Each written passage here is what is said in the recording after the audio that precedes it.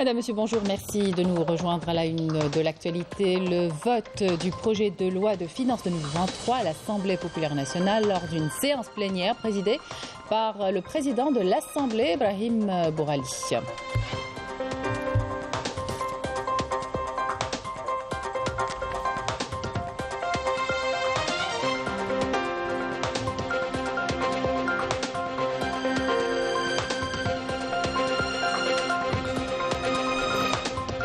Les opérateurs de 16 wilayas de l'ouest du pays activant dans divers domaines sont réunis au Salon régional ouest de la production et de la promotion des exportations.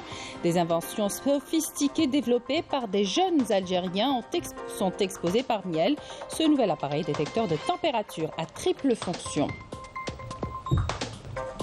On ira dans le sud du pays à Timimoun pour vous parler de la filière date avec ses milliers de palmiers. Plus de 200 variétés sont cultivées dans la région et commercialisées un peu partout en Algérie, notamment la Tinasser, la Hmira et la plus répandue, Takerbouche.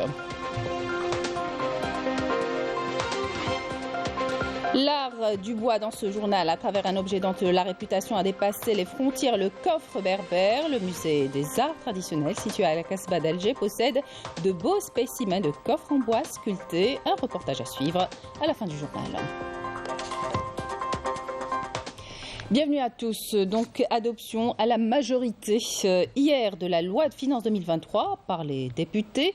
Pas moins de 12 amendements au projet de loi proposés par les députés ont été retenus. À souligner dans ce texte notamment les augmentations des salaires, de l'allocation chômage, les abattements fiscaux et douaniers sur l'importation de véhicules de moins de 3 ans et d'autres dispositions contenues dans le plus important budget de l'État depuis l'indépendance. Le compte-rendu avec Amel Borba.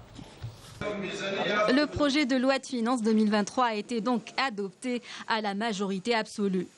Sur une quarantaine d'amendements proposés, 12 ont été retenus. Cette loi de finances, qui est basée sur un prix référentiel de $60 le baril de pétrole, comporte plusieurs points forts, notamment l'augmentation des salaires, des pensions des retraites et des allocations de chômage. Autant de mesures qui visent à améliorer le pouvoir d'achat et préserver les acquis sociaux. Il s'agit principalement de la décision prise par le président de la République des augmentations de salaires, plus les retraités. Je remercie le président de la République d'avoir donné 270 millions de dinars, 27 milliards de dollars, qui a réservé uniquement pour les salaires, pour le retraité. C'est un souffle. Réservé, c'est presque 14 000 milliards de dinars, c'est très important comme enveloppe. La deuxième des choses, c'est que cette loi de finances s'articule sur des programmes et des objectifs qui s'étalent sur les années 2023, 2024, 2025. De l'argent qui vont vers l'aboutissement à des résultats concrets. C'est une première dans notre pays. J'espère que ça va nous amener à réaliser des résultats sur le plan socio-économique. Le volet social est préservé dans la mesure où c'est décidé dans le cadre de cette loi et par rapport à une décision politique, l'augmentation des salaires, l'augmentation aussi de l'indemnité du chômage. Parmi les mesures phares de cette loi de finances, l'importation de véhicules de moins de 3 ans avec un abattement fiscal et douanier allant de 20 à 80% pour les véhicules hybrides, électriques et essence. Sont exclus de cette mesure les véhicules diesel. Ce qu'il y a à relever, c'est l'importance du budget affecté pour l'exercice 2023. Nous parlons de 98 milliards de dollars, ce qui est le plus important depuis la création, depuis l'Algérie indépendante. Donc aujourd'hui, la priorité est donnée pour relever le pouvoir d'achat. Tout ce qui concerne l'importation des véhicules, ça sera des véhicules essence ou bien électriques, voire hybrides. Donc c'est un projet très très intéressant. Il y a un appel qui est fort, qui est fait envers les étrangers, donc les IDE, les investissements directs étrangers, sur lesquels il y a des facilitations. Les membres de la communauté, bien évidemment, sont concernés. Ce projet de loi de finances 2023 prévoit également la prise en charge du rapatriement des dépouilles des Algériens de l'étranger sans distinction. Les dispositions contenues dans le projet de loi de finances 2023 viennent donner une nouvelle dynamique à l'économie nationale et consolider la politique sociale de l'État. Un texte de loi qui se focalise également sur le renforcement des mesures décidées par le gouvernement pour la préservation des acquis sociaux, l'amélioration du pouvoir d'achat et la maîtrise de l'inflation. Plus de détails avec Amélie Seridir. Le projet de loi de finances 2023, adopté par l'Assemblée populaire nationale, consolide la politique sociale de l'État. En attestent les 10 milliards de dollars alloués pour l'amélioration du cadre de vie des citoyens. Le budget de fonctionnement est de près de 70 milliards de dollars. Près de 47% de ce budget est consacré à l'augmentation des salaires. Cette décision a été prise suite aux engagements du président de la République concernant la préservation du pouvoir d'achat des citoyens. Concernant le secteur de l'emploi, d'importantes mesures ont été prises pour la revalorisation des salaires. Une enveloppe financière de plus de 4 600 milliards de dinars va être consacrée à l'augmentation des salaires et 376 milliards de dinars pour l'augmentation de l'allocation chômage, après révision de ses conditions d'octroi.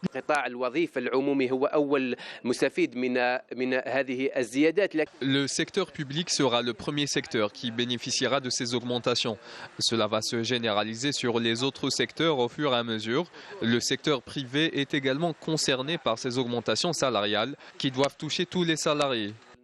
La Caisse nationale des retraites va également bénéficier d'une importante enveloppe budgétaire pour combler le déficit enregistré. Elle est estimée à 230 milliards de dinars. Une politique de subvention qui s'applique également au secteur de l'habitat avec la réalisation de plus de 225 000 logements tous types confondus. L'État maintient également les subventions de la majorité des produits alimentaires de large consommation, à l'instar de l'huile de table, du lait et du blé, dans le but de préserver le pouvoir d'achat du citoyen.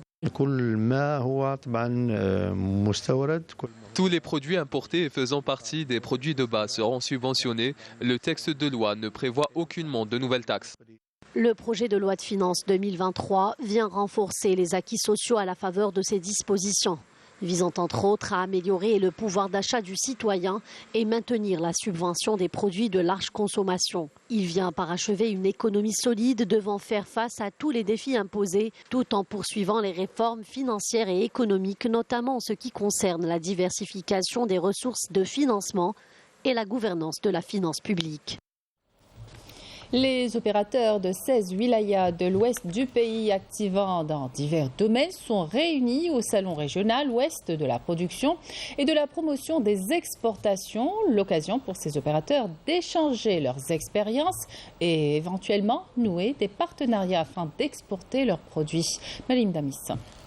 Au Salon régional ouest de la production et de la promotion des exportations, les entreprises participantes ont exposé leurs produits. Des inventions sophistiquées développées par des jeunes Algériens. Parmi elles, ce nouvel appareil détecteur de température à triple fonction. Le détecteur de température, c'est un appareil qui à triple fonction, fait la détection de température, fait le système de contrôle, le personnel qui met le pointage, ou fait distribution automatique du gel hydroalcoolique. Cette entreprise de Sidi Blabès, spécialisée dans les matériaux de construction et l'agriculture, a pu conquérir les marchés africains et arabes grâce à ses produits de haute qualité. Récemment, nous avons récemment effectué une opération d'exportation vers la Mauritanie et prochainement vers la Tunisie. La société Tamstone dispose d'une grande capacité de production dans la transformation du marbre et du granit à l'échelle africaine. Nous avons de grandes ambitions pour exporter nos produits. في تحويل الرخام والجرانيت واللي هو المشروع اللي رانا معولين عليه بزاف في التصدير. إعطاء ديناميكية جديدة في عملية التصدير. Nous souhaitons donner une nouvelle dynamique aux opérations d'exportation selon les objectifs tracés par les autorités. Le volume global des exportations de la wilaya de Tlemcen est à hauteur de 16,6 millions de dollars.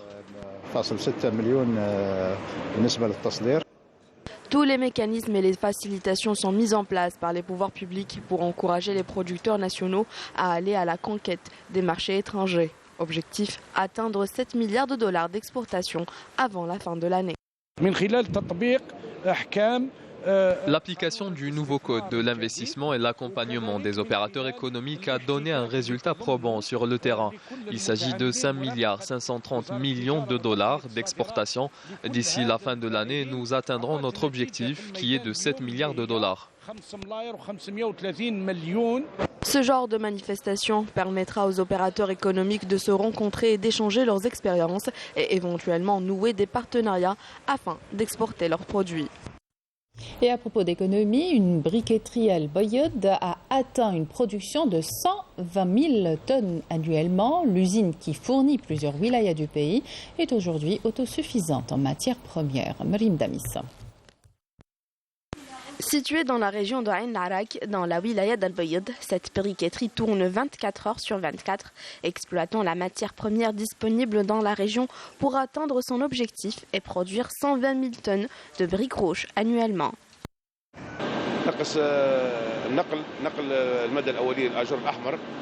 En fabriquant de la brique rouge ici à Al Bayad, nous contribuons d'une manière conséquente à la diminution de la quantité de briques rouges transportées des wilayas du nord du pays. Cette usine a créé de l'emploi dans la région et permet d'exploiter la matière première existante ici à Al Bayad.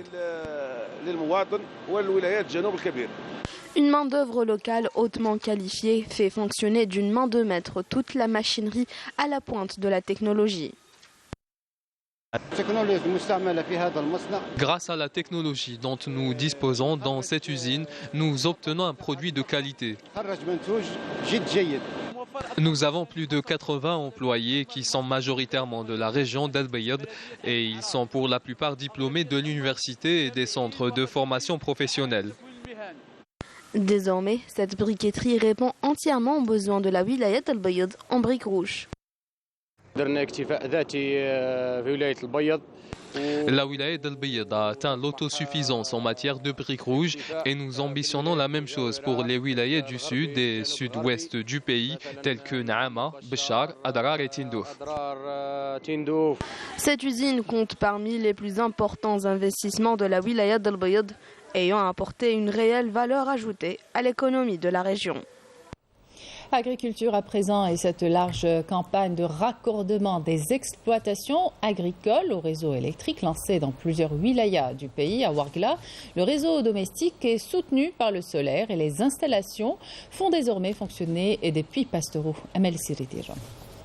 La réalisation des forages pastoraux à l'énergie solaire au niveau de ces régions enclavées devient la priorité des autorités dans la wilaya d'Ouargla. Justement, un important programme de développement a été tracé par la direction de conservation des forêts pour l'accompagnement des éleveurs. Les éleveurs avaient des difficultés à faire fonctionner les générateurs électriques. Ils parcouraient de longues distances pour se procurer du carburant. L'énergie solaire nous a épargné tout cela. Désormais, il est facile d'assurer l'abreuvement des camelins.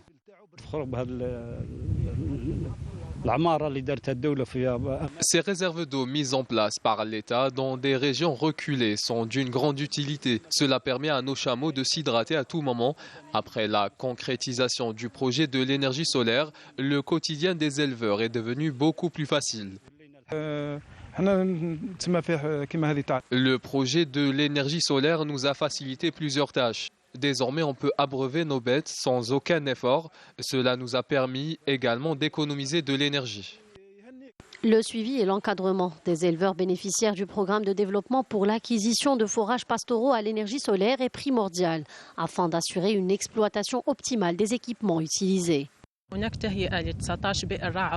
forages pastoraux ont été aménagés. Nous avons également équipé 37 forages pastoraux de panneaux photovoltaïques, des forages répartis sur l'ensemble des communes agro-pastorales de la wilaya. Nous accompagnons les éleveurs pour leur apprendre comment faire fonctionner les équipements utilisés dans ces forages. Cette opération entre dans le cadre du renforcement des projets de développement au niveau des régions enclavées. Elles devront être généralisées à toutes les régions à vocation agro-pastorale. Il s'agit d'un programme tracé par l'État. Un intérêt particulier lui a été accordé. C'est un projet ami de l'environnement et à un moindre coût. Il faut savoir que le but de ce projet, c'est d'accompagner les éleveurs au niveau de ces régions éloignées. En plus de son efficacité, ce projet permet de faciliter le travail des éleveurs au niveau de ces régions du Grand Sud, tout en utilisant l'énergie propre, ce qui contribue ainsi à préserver l'environnement. Toujours dans le sud du pays, on vous emmène à Timimoun pour vous parler de la filière date avec ses milliers de palmiers. Plus de 200 variétés sont cultivées dans la région et commercialisées un peu partout dans le pays. On vous fait découvrir dans ce reportage deux exploitations agricoles de Ouled Aïssa. Reportage Walid Yousfi. Agriculteur de père en fils, Boubacar possède aujourd'hui sa propre ferme agricole près de Ouled Aïssa dans la wilaya de Timimoun. Avec ses 3 hectares de terrain, il cultive une vingtaine de variétés de dattes. Boubacar prévoit pour cette saison une récolte de plus de 16 quintaux.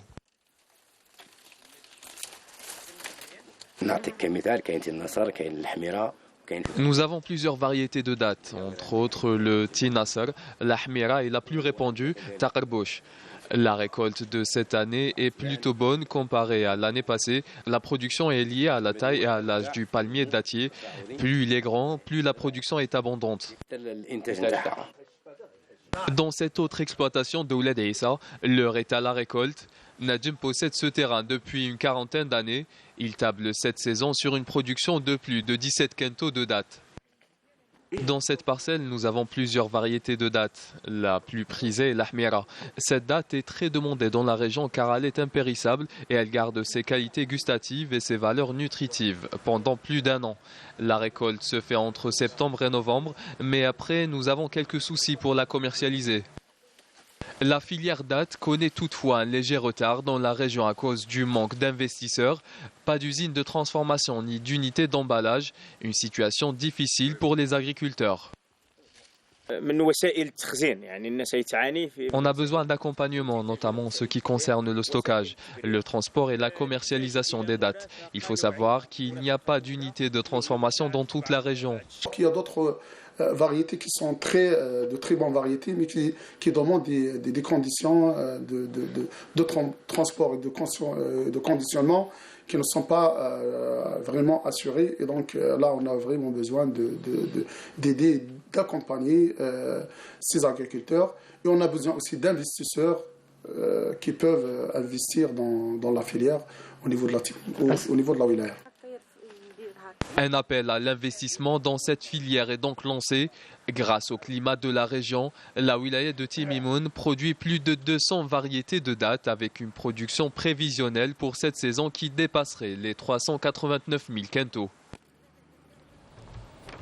Dans la dynamique des efforts soutenus de la lutte antiterroriste et contre la criminalité organisée multiforme, des unités et des détachements de l'armée nationale populaire ont exécuté durant la période du 16 au 22 novembre plusieurs opérations ayant abouti à des résultats de qualité qui reflètent le haut professionnalisme, la vigilance et la disponibilité permanente de nos forces armées à travers tout le territoire national.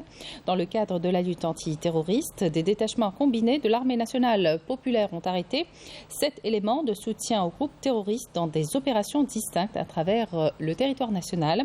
Dans le cadre de la lutte contre la criminalité organisée et en continuité des efforts soutenus visant à contrecarrer le fléau du narcotrafic dans notre pays, des détachements combinés de l'armée nationale populaire ont arrêté en coordination avec les différents services de sécurité lors d'opérations exécutées à travers les régions militaires 50 narcotrafiquants et mis en échec des tentatives d'introduction d'immenses quantités de drogue provenant des frontières avec le Maroc, s'élevant à 14 quintaux et 50 kg de kif traité, tandis qu'ils ont saisi 25 kg de cocaïne et 47 810 comprimés psychotropes.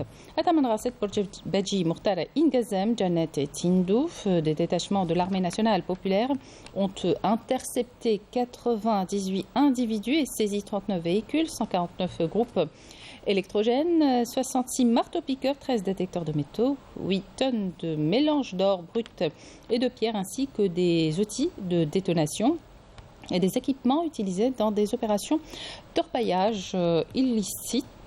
Alors, que 18 autres individus ont été arrêtés et 11 fusils de chasse, 2 pistolets automatiques, des quantités de denrées alimentaires destinées à la contrebande et à la spéculation s'élevant à 130 tonnes ainsi que 53 000 paquets de tabac et 17 685 unités de diverses boissons ont été saisies lors d'opérations distinctes à travers le territoire national. Dans le même contexte, des gardes frontières ont déjoué en coordination avec les services de la gendarmerie nationale des tentatives de contrebande de grandes quantités de carburant s'élevant à 27 076 litres à Tébessa, Soukarastarf et Tamanrasset, alors que 123 immigrants clandestins de différentes nationalités ont été arrêtés à travers le territoire national. Les unités de l'armée populaire de libération sahraoui ont mené de nouvelles attaques contre des positions des forces de l'occupant marocain dans les secteurs de Mahbes et Doum Dreika, leur infligeant de lourdes pertes humaines et matérielles le long du mur de la honte. Un tremblement de terre de magnitude 6,1 a frappé tôt ce matin le nord-ouest de la Turquie, faisant une cinquantaine de blessés et des dégâts limités selon les services de secours turcs. La secousse survenue peu après 4 heures locales a été fortement ressentie à Istanbul, la plus grande ville du pays. Retour en Algérie pour parler d'art du bois plus précisément à travers un objet dont la réputation a dépassé les frontières, le coffre berbère, utilisé autrefois comme un espace de rangement pour les vêtements ou les provisions. Aujourd'hui, c'est un mobilier qui orne les maisons. Le Musée national des arts et traditions populaires situé à la Casbah d'Alger possède de beaux spécimens de coffres en bois sculptés. Friel Hamdi nous les fait découvrir.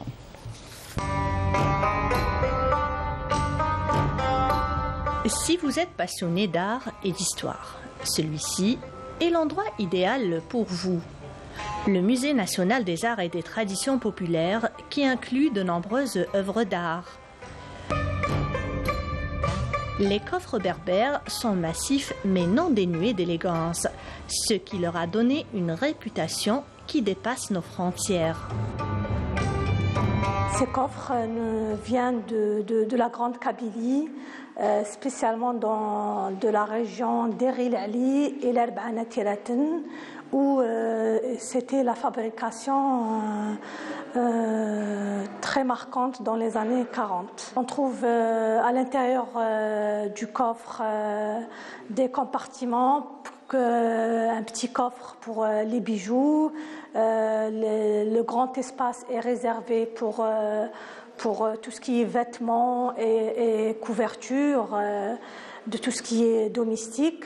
Et autrefois, chez eux, c'est sûr, ils ont conservé la nourriture à l'intérieur. Des coffres d'une beauté exquise et entièrement créés en bois, délicatement ornés de sculptures. Déjà, il est très beau en décoration. En même temps, il y a un compartiment qui est des coffres secrets, mais qu'on ne les voit pas parce que ça fonde dans le décor. Ça servait, par les témoignages, ça servait à cacher des armes ou des choses précieuses pendant la guerre de la libération. Des coffres de mariés où s'incrustaient des oiseaux et des ponts dans une chatoyance sans égale. Cet art qui est en voie de disparition, à part quelques artisans qui continuent à perpétuer cette tradition et cet art. Voilà, Sondouk al-Aroussa, voilà, ça remplaçait les valises d'aujourd'hui. Donc la femme ou bien la mariée mettait toute sa dot à l'intérieur de ce coffre et partait avec.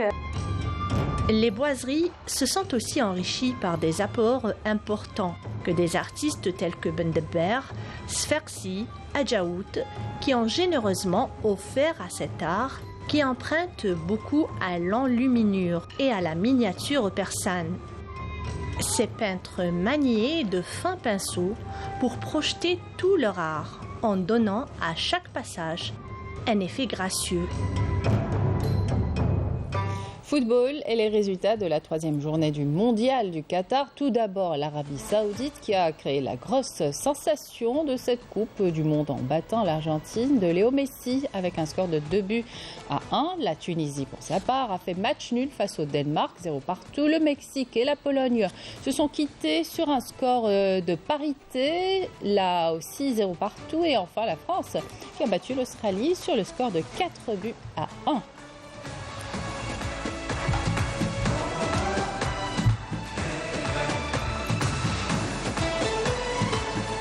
Voilà, c'était la dernière information de cette édition. Merci de votre attention. Excellente suite de programme sur Canal Algérie.